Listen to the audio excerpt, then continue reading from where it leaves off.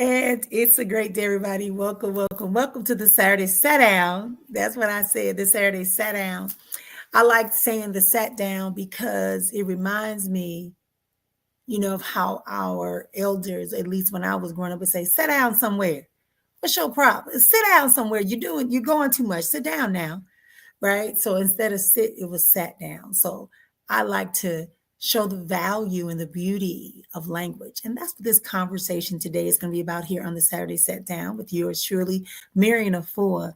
One of the things, I also want to give a shout out for Hoodoo Heritage Month. And I did an article and a vlog, I think it's what it's called, a video blog, and an article that I submitted about Hoodoo Heritage Month. And I think it's really important for us to reclaim the languages and the terms that we were able to give to ourselves, to our practices, to our culture, to our events. So welcome in everybody and thank you for being here. Also want to invite people, if you want to know more about me, if you want to have an opportunity, you can come and spend some time with me in my academy. And you can learn and we can have deeper conversations. I host retreats. I do coaching, training, diversity training, things such as that allow you to kind of grow. And I think in this climate, I don't think I know. And in this climate, there really is a need for us to get a better understanding of what is actually going on. I was saying to one of my friends and former colleagues, we were having a conversation, and I said, we have a whole generation, if not two generations, of people that have no clue of their history and their experience in this country. So as a result, people just kind of are finding themselves in this ideal of nationalism, not understanding that the nationalism can't exist because it's already decompartmentalized. So this conversation they were talking about today is about language, right? Like why language matters, why history matters, why we need to engage in conversations that are based on facts and not just based on feelings, right? Or ideologies and falsehoods. So what prompted today's program is that I was listening to someone sent me a video and said, hey, don't you talk about this word a lot? And it's called Age. And I also sing a song. It's a popular song made by DeVito. And so I often explain to people that that's more than, welcome in everybody, it's more than, just a song that you can vibe to, right? It's a term that's used in a multiplicity of ways, right? Sometimes that word is used to describe the power of the feminine energy, the mothering energy. And sometimes it's just the marketplace. It's abundance, it's energy, it's the flow, it's the vibrancy. So this person was doing this talk to their congregation, and they were saying that when you say that word is not a good word to say, that it's like a bird. Matter of fact, he said a blackbird that's coming and pecking away at whatever prayer, whatever process. And in that moment, I went, whoa, like in 2025, we still are carrying the indoctrination and the self-hatred and the lack of intellectual, cultural awareness and worthiness to know that we don't have to put and instill fear. And even as I was preparing, I heard somebody say something like it just feels better for me to say Odulamari. It feels better for me to say that out my mouth than just God, right? Even though we know people have different languages, but it feels better for me to say that. I feel like it takes more energy. It feels lighter. It feels more loving, more adorning, more appreciative, more in line with what I am desiring to experience and bring into my human experience. So this whole ideal of wording, right? This whole ideal of wording that things are demonic, things are evil, things are witchcraft. I think that we are struggling with things like that, concepts like that, because we have forgotten our history. We have forgotten our experiences, and we have allowed other people who seem to have things that they tell us we need to influence us and our ability. So I want to talk about that today. I want you to talk with me today on that. And I think that a lot of us, all of us, especially those of us that come from humble beginnings or minimalist beginnings, we have difficulties in identifying what is intrusive on our thoughts. As I said, to hear that person who's supposed to be a leader tell people that things they have in their culture, words that are their natural culture and dialect, have no relevance to them when they are engaging. So I've also noticed this trend. There's also another pastor who's going like, he says, why is it that people think because I'm pro-Black, I'm for my own self and I want to celebrate my culture and my ethnicity? Why do people want to say that I'm an anti-Christ, right? And it's obvious that I need to survive, right? Obviously, God made me this way, so I should be honoring. And that's a whole other conversation for a whole nother day. But I want to talk about the power of words. It just like I gave that example that Ajay became something that the pastor believed that I believe he's a pastor. I shouldn't say that. The person who was talking to these group of people, he could have been a motivational figure. I'm not aware. I didn't dive deep. But this whole idea of what do our words say? You have what you believe, say, and practice is something that I share with my community, my population. But then when we go back and we look at how many words do we allow to passively enter into our ears on a daily basis? How many words are subconsciously stopping us from progressing in our lives? How many words are denying us the field of plenitude and possibility that we should all be swimming in freely without any doubt? To understand how we move forward, how we elevate ourselves into this higher being, this great life that we are all seeking. But yet people want to bind us with words. I know I can think back. My mother said certain words weren't allowed to be said. You couldn't call somebody a lie. And as I grew up, I was like, why? Why we can't say the word lie? Because there was a time in her life, in her time period, in her mother's and father's time period, that for you to say that could be detrimental to your life. Absolutely, positively, so it is. So we're talking today about how these words, why words matters and why. And because I want to keep it quick and I'm not going to be on here long, but I want to give a shout out first and foremost to my professor who also became like a mentor and also somebody I really appreciate and love. And her name is Dr. Cheryl Tutu. She's a cultural anthropologist and a linguist from the University of Wisconsin, Milwaukee. She was one of my professors. She became someone that just really inspired me to be okay thinking and studying and wanting to ask questions that allowed us to have a greater understanding of who we be. So I want to make sure before I go any further that I say that to her, that I greatly appreciate and honor her for her contributions. As y'all hear me talk about my professors from the university, graduate and undergraduate, all the time. And I want to say that experience that I went through at the time I went to college was so unique. I'm sure everybody says that, but it's so unique. And I also have a Saturday Sat Down. We're going to talk about that. Like the differences when my mother went to college, right? Versus when I went to college, when my siblings went to college, the experience, what my daughter is experiencing, my sons are experiencing when they went to college. There's a big difference in that. And that's why I say, if you want to stay because you want to grow. Don't come because you're coming to take away the things that will be a fertilizer to you, to widen your perspective, to understand more of who you are. That's what the purpose of the Saturday Sat Down is. The Saturday Sat Down is to give you some fertilizer for all those beautiful seeds that you already have inside of you and those plants that are growing. So welcome in again, everyone. But yeah, I had to shout out Dr. Cheryl Tutu because it's because of her. Yeah, right. That she's one of the people that was very instrumental in me navigating some thoughts and some researches that I wanted to do. When people were like, no, we can't do that. We can't do that. We're not allowed to do that. You shouldn't talk like, we can't read. You got to use that research. I'm like, but it doesn't make sense. It's not answering the question.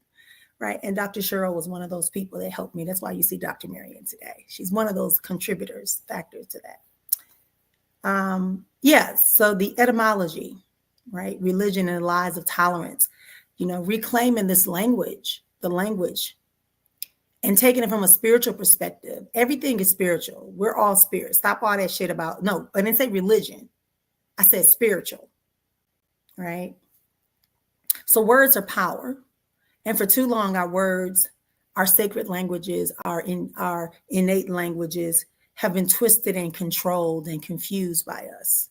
They've confounded them. They've told us that those things no longer matter, that because we're speaking the King's English, that we must dismiss those things that are naturally part of us, our dialectical tonations, the way in which we arrange words for meaning.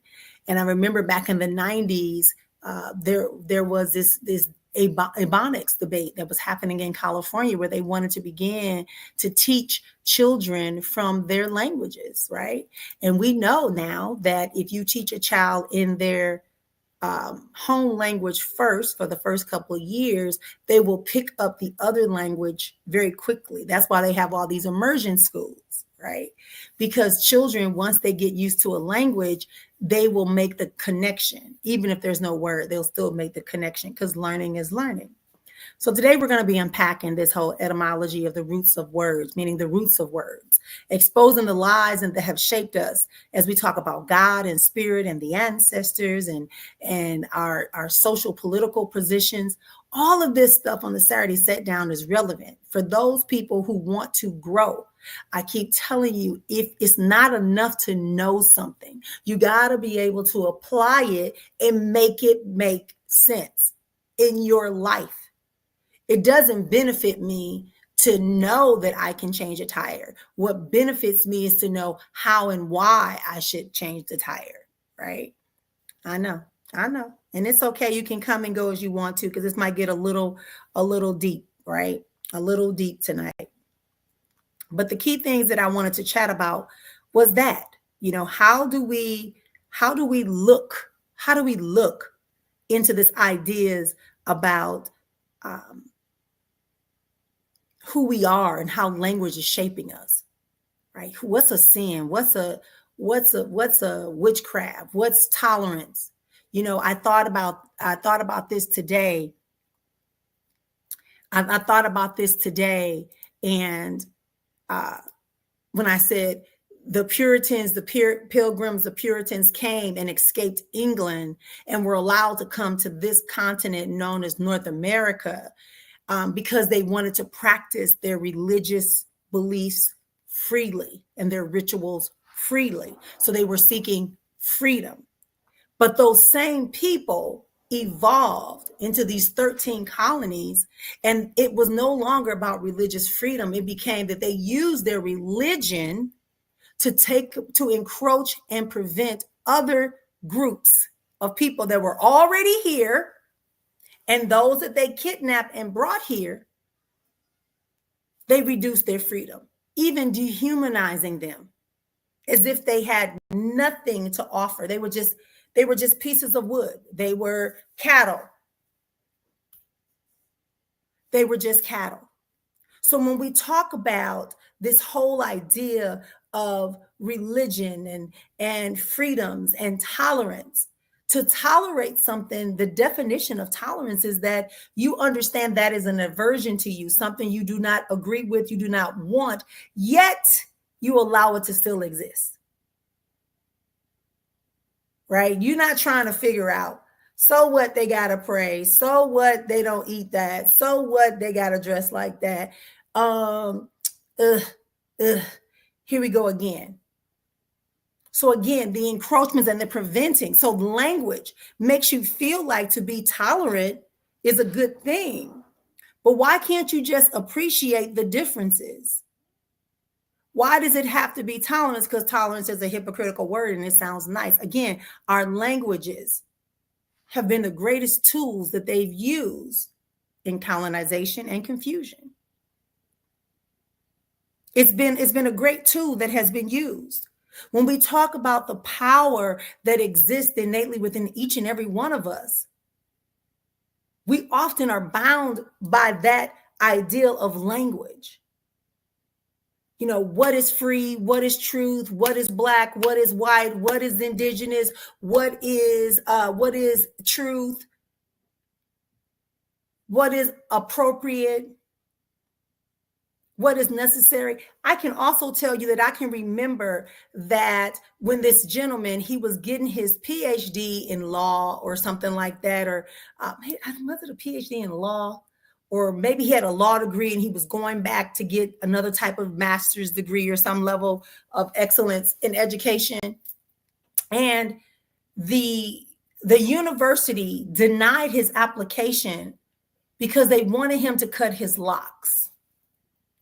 They said it was, I think it was business. Yeah, it was business, the MBA in business. And they said, no, you need to cut your locks or we can't accept you into this program. So he sued and went to the Supreme Court. And when he got to the Supreme Court, they said, you have no case because people who are not Black wear locks. And it's not a cultural or religious representation or identity.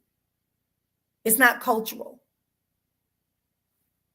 because people who are not of African heritage and descent wear locks. Yeah. So you see that language denied him something that he prided on because other people had culturally appropriated it, imitated it. So again, that's the influence. That's the influence of language. That's the influence of a person's experience.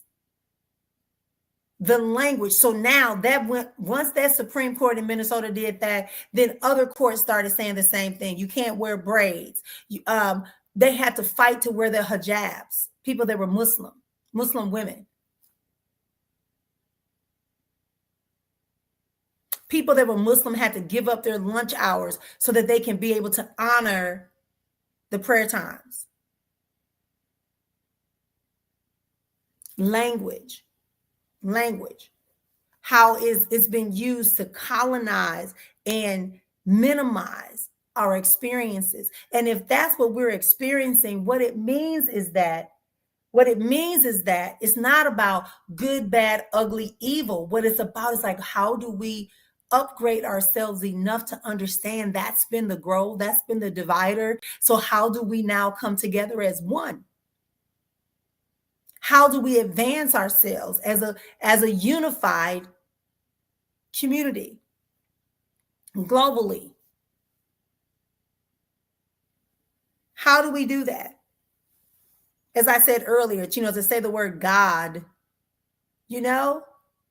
or this whole idea, why does everything have to be rooted in fear? Power, about the energy. It is the words that we use. So however you use those words, however that word brings about or incites and evokes an emotion, a feeling, a thought, a behavior, is going to greatly influence you. We keep thinking that, it's okay. It's always been that way. No, it hasn't always been that way. It hasn't always been that way.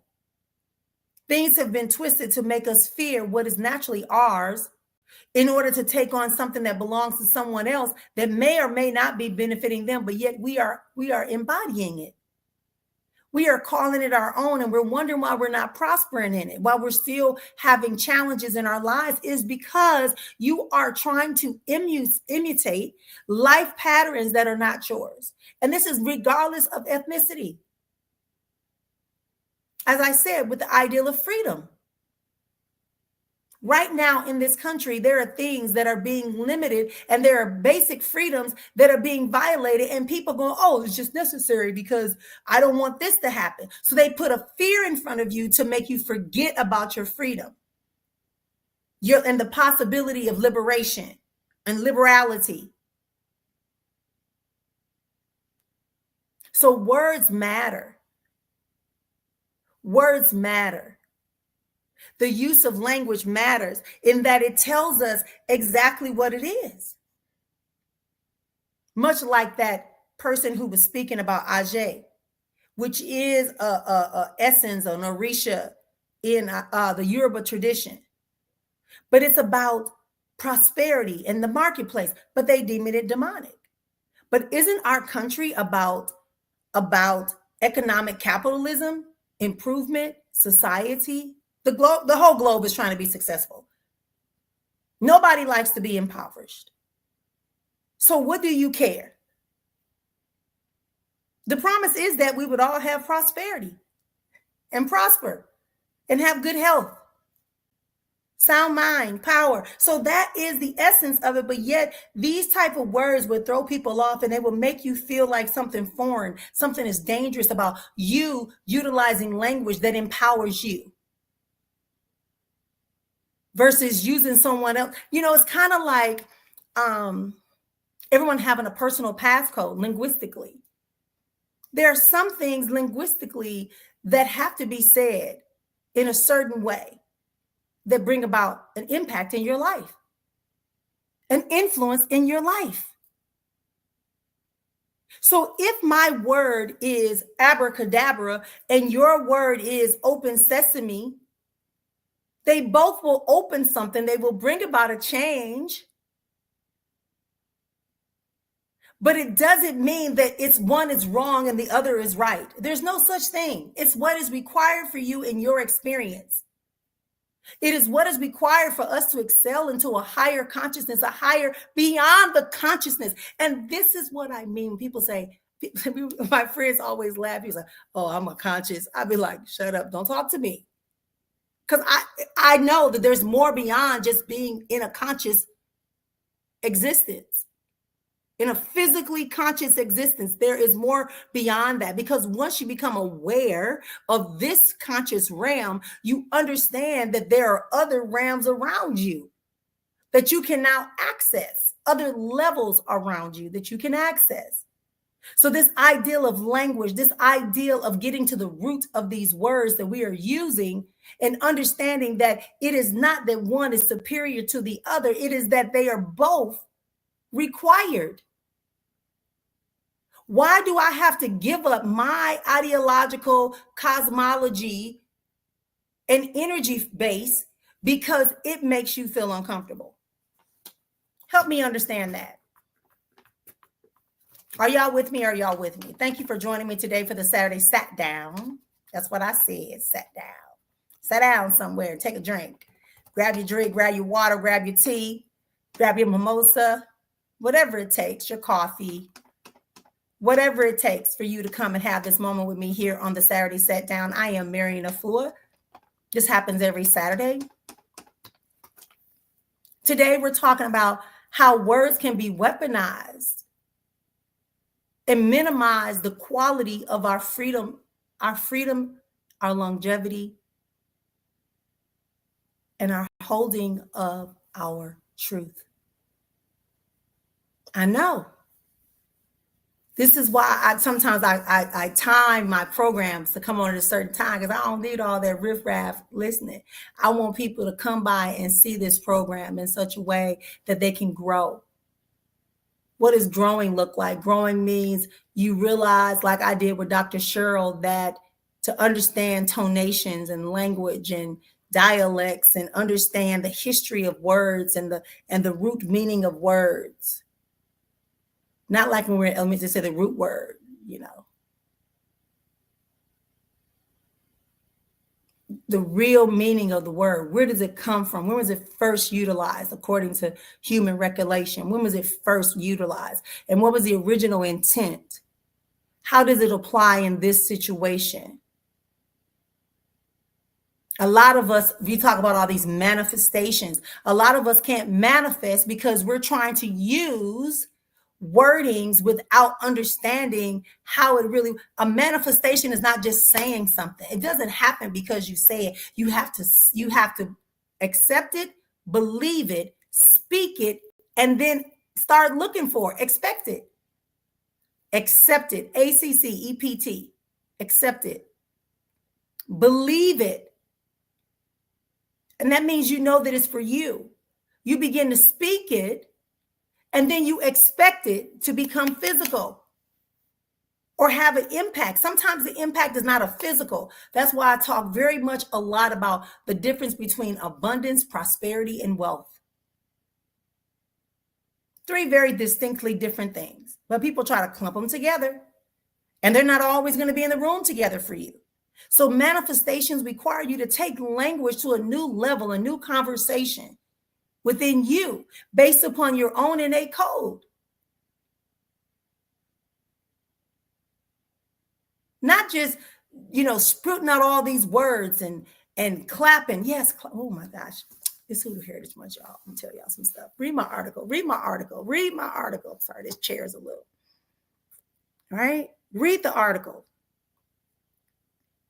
The danger in not knowing the language, of not knowing the etymology of a word. I was doing some notes, so I almost said the wrong word. To not know what it means, but you're constantly using it.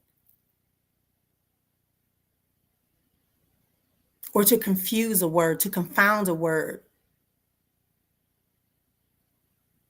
No. To find out the word, what the words meant before somebody twisted it to fit their own belief system, to benefit them. To understand that it's not about getting along with people. It's about understanding that when you limit your vocabulary, you limit the possibility of the circulation and the access to the things that belong to you, that are on your destiny timeline. I always get on folks back home. Your destiny helper is coming. I pray for your destiny helper. Listen, your destiny helper ain't got to look for you if you're doing what you got to do. If you're speaking those things that you know that are coming up in you, you're supposed to have a car, you're supposed to have a house, you're supposed to have a true relationship, you're supposed to have children, you're supposed to have a career, you're supposed to have education, good health, all of these things. They don't have to look for you. If you're pursuing that, like I said, that person that's coming to help because you have no idea how to do it, they will arrive. Or your destiny supporter. So going back to the ideal of Ajay, just understanding that for you to deny that energy of circulation, of the freedom and the mobility of you to focus on the idea that you would have a frequent flow like a busy, thriving marketplace. Now they got us all online buying stuff. Nobody really goes out into the marketplace anymore. Nobody's really bartering and having the conversations with people and feeling it and frequency and touching and touch. No, somebody else is doing that for you because they want to give you this sense of hierarchy, this false sense of hierarchy that tells you that you've made it. You can have somebody else go shop for you. So they get to pick and choose the quality of your food. They can tell you it's organic if you're looking for organic, but it doesn't have to be. How would you know? Because everything is not housed in a container, and everything that says organic or natural is not. So you've given away your freedom with the ideology of proving that you have made it. And this has happened a lot. As I said, I went all the way back to the beginning. But the Europeans and the missionaries came into contact with this, and they couldn't handle the concept of having this feminine energy. As I said, Ajay is not just the marketplace. In another form, it could be maternal, feminine energy. It could be the elder women come. It's 5 different variations of it. So because they couldn't handle this concept, right, they wanted to vilify it. They didn't like the ideal of you saying that you can have your own collective wealth and power. So they start saying to talk about that as witchcraft. We're giving up so much. It's witchcraft. It's sorcery. It's demonic. It's evil. But yet we have a whole nation of people that existed and was thriving with no diseases, no impoverishment. Everyone was able to matriculate, but yet they weaponized these words: Orisha, Lawa, ancestors. Things to have a relationship with nature. They made us afraid of nature when nature produces medicines, when nature was providing our foods. This whole ideal of witchcraft that we have taken on, and we laugh at it comically, and then yet we had this is it Rollins? I forget her first name. Wrote this whole thing called this series called Harry Potter, made millions of dollars off of it in multiplicity of categories, all promoting the ideal of witchcraft. But yet they tell you that your ancestral celebrations, they tell you that to recognize the power of feminine energy, or to recognize the power of Ogun, who's able to clear a path, or to talk about someone like Shango, who's about justice. See, they don't want you to have that, because for you to recognize that somebody somewhere was so strong and held so much tenacity and so much and persevered so much and advanced so much that you are here today is not what they want you to say.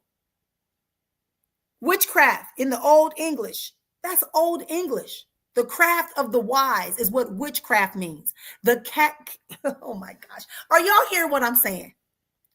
Witchcraft in Old English, which comes from England, which is the same people where the Puritans and the quote unquote pilgrims came from. John Calvinists, all those folks, the Puritans, all of those folks, in their English, witchcraft means the craft of the wise. So there's no way they want you to say anything that means that shows that you're wise, that you understand nature, the relationship with nature and your body, the relationship with something spiritual. Because they want to be, oh my gosh, the ideal of fetish. How many of y'all heard the word fetish? I know we use it a lot back home. Fetish, the fetish priest, the fetish, the fetish, the fetish. And they wear it like it's a bag of honors, but it's not, because the Portuguese introduced that word into the colonization process. And it just simply means, is it politico or something like that? Politico is what it actually is in Portuguese. And it means a sacred made object. A sacredly made object. A sacredly made object. Sacred. Sacred. So where did that come from? This whole ideal of idols. It came from the Greek word ibadalin, meaning image. And they twisted that to understand that that means that that's a false god. What? And then we're back to that word tolerance. Tolerare, which is from Latin, meaning to endure a burden. That's not love. That's not what we do when we see like I give the example, I was on a plane ride and this baby, I promise you, cried the entire 4-hour flight. I'm telling you, this baby cried and I couldn't do anything about it. I couldn't do anything about it. I turned around a couple of times and I made a couple of little, soft sounds for the baby and things like that. But there wasn't much anything anyone else could do because the baby just didn't want the bottle to kind of help it swallow, none of that. That's compassion. That's compassion. That's not tolerance. What is that? All these Abrahamic religions telling us to love your neighbor as you love yourself, but then talk about the religion, and then they talk about religious tolerance. You got to love your neighbor as you love yourself, but yet you're going to tell me that my religion is better than your religion and you're wasting my time. Let me see your religion and know what the heck? Tolerance means I see what you do and I don't like it, but I'll put up with it. That is not a good thing. That's not love. That's not appreciation. That's not compassion. That's not empathy. That's hierarchy. That's the language of supremacy dressed up as a virtue that we've all bought into. A racially tolerant, diversity tolerant. That's why we're where we are right now. That's where we're leading at right now. How do you criminalize the people who are living on this land when you come for their ceremonies and their practices and their attire? How do you go to somebody else's house and tell them what they're doing is incorrect? These same people built the Bill of Rights, the Constitution that excluded women, that excluded melanated people, that called Black Africans 3/5 of a human. They counted them for every 5. You get to claim 3 as one person so that you can have voting rights. But they dehumanize them. That's not freedom. That's domination. So the use of language is very, very, very, very, very important. The use of language is very, very, very important. The use of language is what had some people voting and citing and closing a blind eye to hypocrisies and criminal activity and violations of people. Again, dehumanizing. What the freak? I know. These are the same people that their descendants are still doing this shit right now in America. They're doing it right here in America, right here, right now. And it's also spreading over across the waters because let me tell you something, family is family. And once you see big brother doing something, the little brother gonna try it too.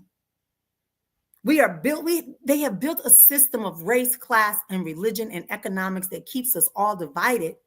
And they wrote the language and they taught it to us to use their words, not to judge themselves, but to judge us against what they say. And So if anybody carrying a demonic energy, an energy that is divisive, an energy that is limiting, an energy that is a distortion, the energy that is filled with untruths and lies. This whole concept. Where does it lie? Language is shaping you every day. All of the media are saying things to get you to forget about your rights, your freedoms, your liberties, getting you to not have a place of refuge within your spirituality, to not have a refuge within your identity, because they want to put fear in you. The meaning of words matters. So it's time for us to stop letting people tell you that to recognize. I just posted today that in my culture, in Black African culture that was here in America, a lot of us walked around with these huge Bibles. Your great-grandmother, grandmother, and grandfather had these huge Bibles. They were usually white and gold trim on the pages. When you close it, you can see the gold trim. It was white, like vinyl. And then when you opened it up, it said family genealogy. And your family would write the names of their fathers, mothers, and it would go all the way down. And then sometimes they would put pieces of cloth or an obituary or envelopes of money or emblems or things that reminded them and kept. That's a form of ancestor recognition. But you let people tell you that's evil. Oh, but it's the Bible. I'm talking because I need y'all to understand who Dr. Marion is. She's just she's not monolithic. She's not one-dimensional. She's multi-talented and can express herself on a multiplicity of levels. I want you to be clear. Check your facts. This is Hoodoo Heritage Month. Oh, hoodoo. Do you know it was hoodoo that kept your folks alive? Because they didn't give you no doctor when you wounded yourself on the plantation. Well, it was just a big farm. It was a plantation. You was planted there forever. When somebody got sick, they didn't call no doctor. They called the elder man or elder woman, usually a woman, to come, and she put them herbs on you. She put that salve on you. A lot of people didn't eat pig back in the day because they knew that if you took the fat from a pig and you put certain herbs into it and you put it on the wounds, it would heal it fast. It would pull out the poison. Because a pig don't have no veins. It has one artery that runs through its body.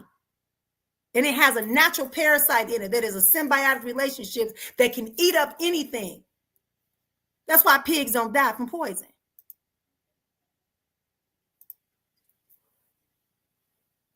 So we have to ask ourselves, what language are we allowing to trap us into fear, trap us into doubt, trap us into the knowings about who we are? Who is defining what is and where did it come from? No, we don't need tolerance. We need truth. We need truth. We don't need to be tolerated. We need to be respected and honored for who we are individualistically. We can't let something that someone gives you stop you from having the great. Do you understand that you are trapped? Oh my gosh. This is the other point that came to me as I was preparing for this. You say you're free, but you're told what you can wear, what you can't wear, what you can say, what's not appropriate. You told how you can dress. You told the way you should say something. You're told the way you should have your relationship with your spiritual higher power, God, creator, life, Allah, Odumare, all of that. You're told on how you should raise your children. You told how you should walk down the street, what music is appropriate, what foods are best accepted. But you saying you free? I always envision a cage. That book by Maya Angelou, Peace and Blessings Be Upon Her. I Know Why the Cage Bird Sings. Because that's the one thing they can control. They can control the movement of the bird that's in the cage, but you cannot control the vocal cords. And some of us are exercising these vocal cords.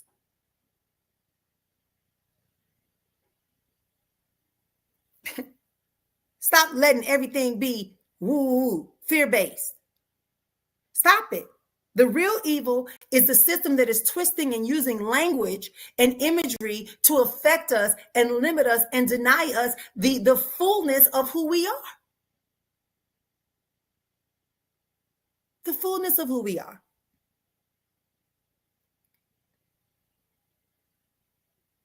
You've absorbed me into your system, but now you want to spew me back out. You've drained me of all of my resources, all of my knowledge, all of my, by placing me proximally to you. And now that you believe you have it, now you can just spew us out and start labeling everything about me as evil, dirty, unwanted. Oh boy, y'all don't even know. Kathy, I'm about to start back up my mimosas with Marian sessions again. So get your car, get ready to be driving a little bit. You know, I move. So, you know, y'all get ready. If you in Arizona, y'all know what I'm talking about, Marian with mimosas. Because we have to stop this idea that a word means nothing. You know, when it ain't had a saying, sticks and stones may break my bones, but names, words will never hurt me. Are you kidding me? To say that you are not who you are, to say that you are not, you're not applicable to this particular standard or this particular experience. Y'all better come on. The meaning of words. Sticks and stones may break my bones, but yes, these words are hurting you, child. Ain't nobody getting no sticks and stones against you. It's the words that they're writing. It's the words that they are saying. It's the words that you are believing as your truth that are shaping the framing, the way in which you move.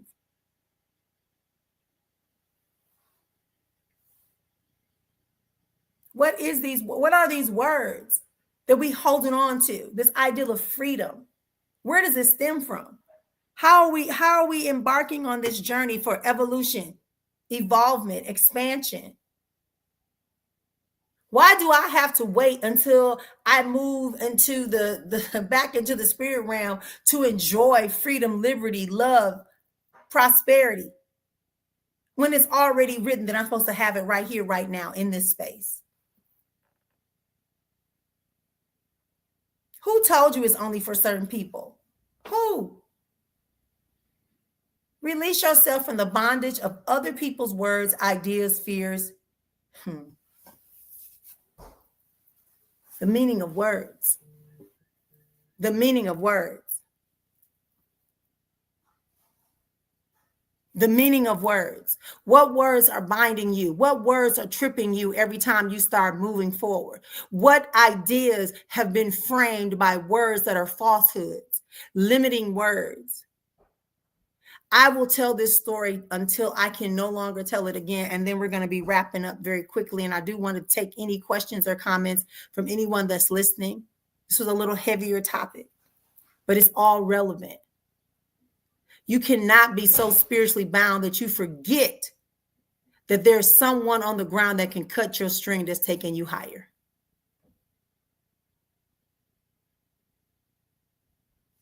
I had graduated high school. For those of you that everyone knows that I was a teen, well, not everyone, but if you're close to me or know me or read my bios, you know that I was a pre-teenage parent, right? And a teenage wife. So I was in the honor society and they wanted to induct me.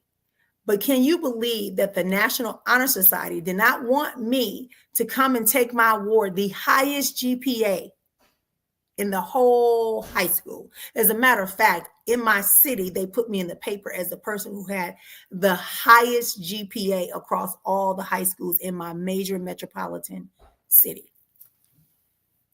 But they did not want me to walk across to receive my National Honor Society award. In the ceremony, we had a private ceremony. It's a private ceremony before the graduation. They did not want me to participate because I was pregnant.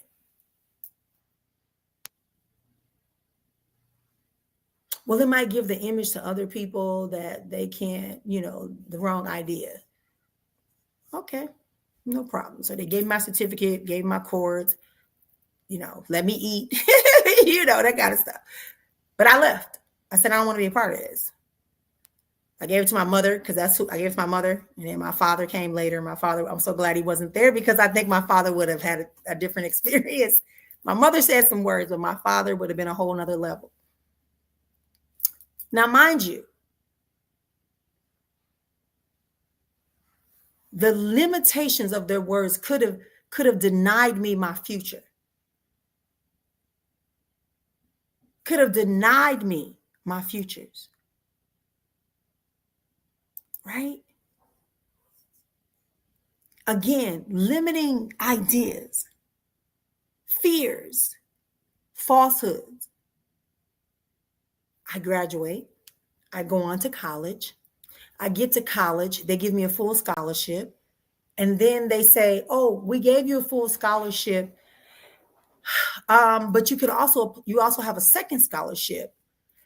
But we don't think you should take that scholarship because, you're a mother and a wife, and people in that situation really don't finish college.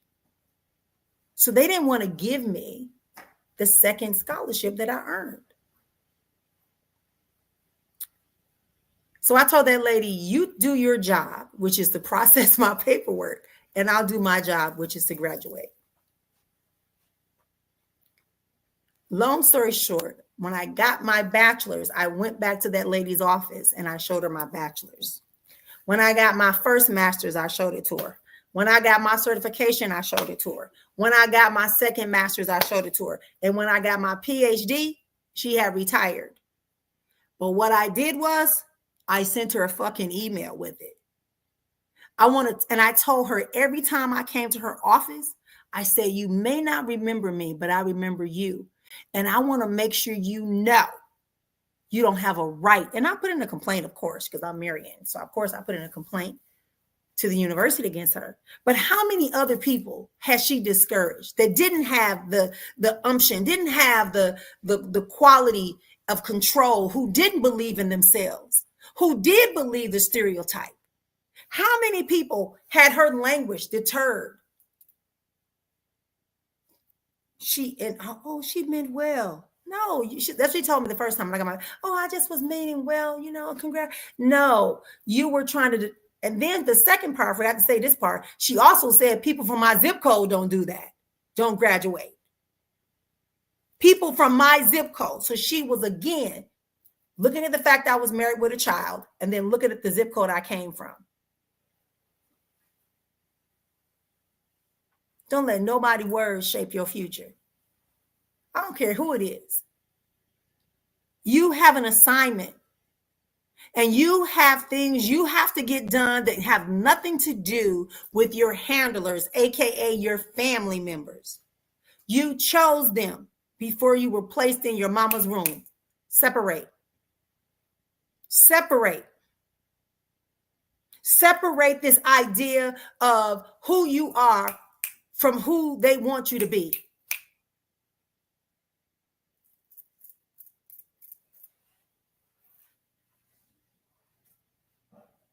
Be who you are supposed to be.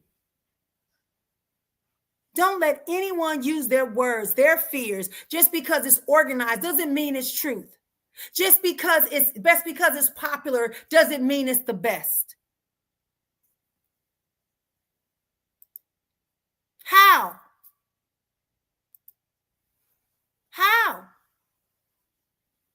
In that book I wrote, Seeking Escape, I wrote that book and I kept things in there exactly the way they came out my mouth.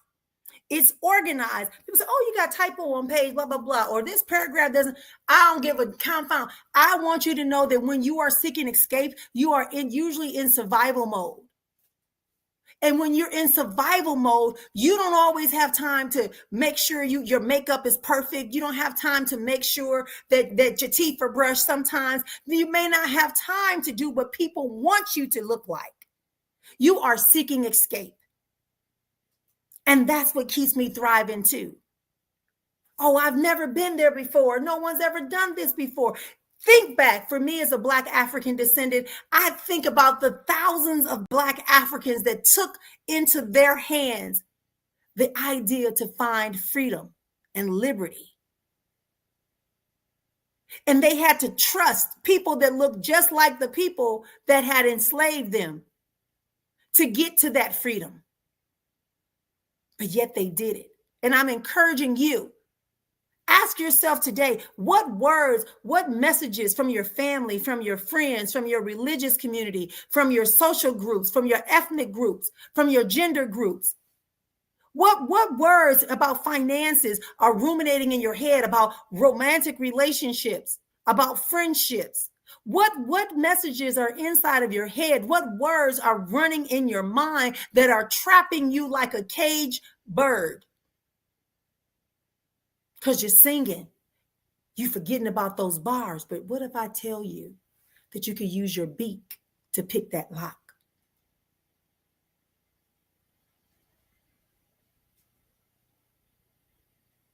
You can use your claw to pick that lock. Ask yourself today, what are the words? What are the messages? What are the beliefs that are binding you, limiting you? Why do you believe the propaganda when the facts are right there? Why do you believe that a person that never had your best interest now has your best interest in their mouth and in their hands? Why? Words matter. Tolerance means that you're saying something is an aversion to you, is something is not what you want. It doesn't have value, but you're going to let it be there. It's like bird poop. It falls on your car. You don't stop driving and run out. Oh my gosh. No. But you know you're going to go to the car wash. That's tolerance.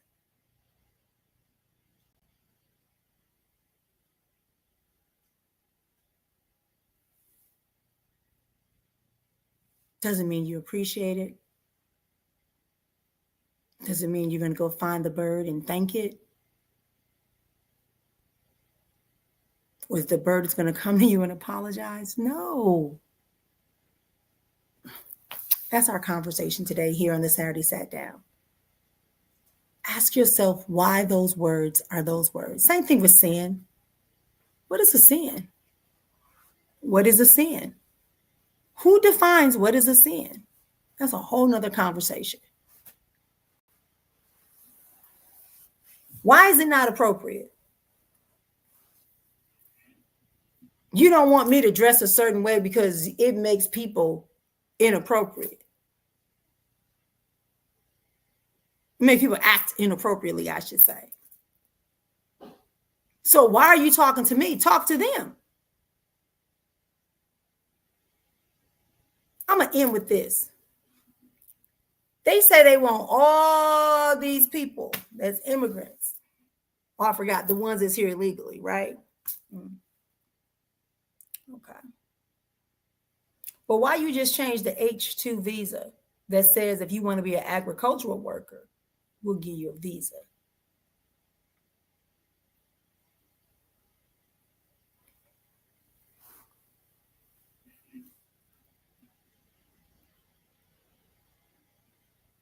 You see?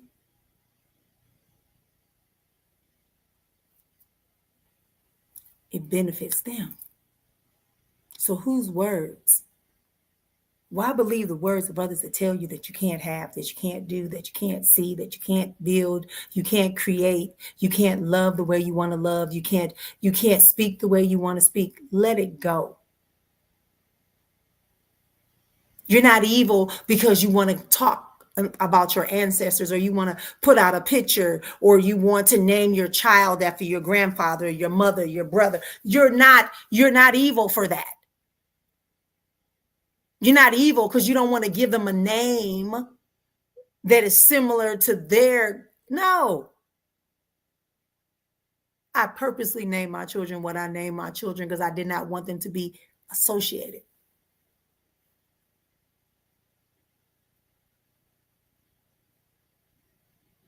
I was mourning a little bit the other day because I realized when my mother was talking to me on my phone and she was talking to my granddaughter that, I have some grandchildren that may never hear her dialect because when I go back home, people don't talk like that no more.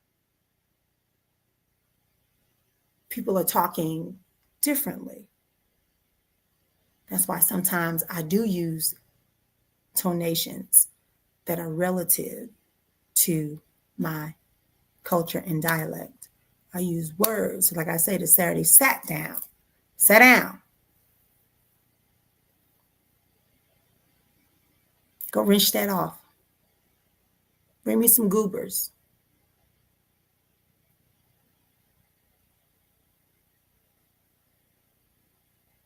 Realizing that I grew up eating Brazil nuts and remembering that that's not what my grandparents and my mother called them. I didn't know it was called Brazil nuts because the name that we heard coming up was very derogatory and evil. But I like Brazil nuts. If you know what I'm talking about, type of one. The name that they used to call Brazil nuts.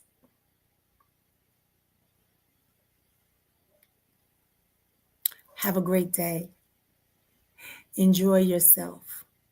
Watch the words that you allow to come into your ear gates that forms these pictures in your mind that begin to form images and resonate in your subconscious and allow you to start seeking it. You are the gatekeeper. You get to decide. So if they tell you practicing witchcraft, say yes, it's the craft of the wise. It's the craft of the wise. And they're going to look at you like, what? Yeah. Know what you're doing. Why you doing it. Know why you're doing it. Only certain things I can do if I follow you. but I can't do this because that's being too much. No, it's supposed to be a craft of the wise. Honor yourself more. Celebrate yourself more. Celebrate your people. This is Hoodoo Heritage Month. And I want to tell y'all again, it's celebrating all the things. It's bigger. It's not about curses. And people say, oh, it's about curses. It's about hexes. No, it's not. It has nothing to do. It's about the fact that there were people who understood the relationship between nature and humans. Because they understood the signs, right? There wasn't no tarot cards. There was bones. There were shells. There were rocks that were thrown and marked to give information. There was dust that they wrote in the messages with symbols. There were herbs that were used to cure things, to protect, to be worn as protection. There was jewelry that was created to symbolize that you were in harmony. Those white gloves in church for the ushers, those white handkerchiefs that waved in the church with the mothers, the wearing of white on the first Sunday, all of that is our heritage.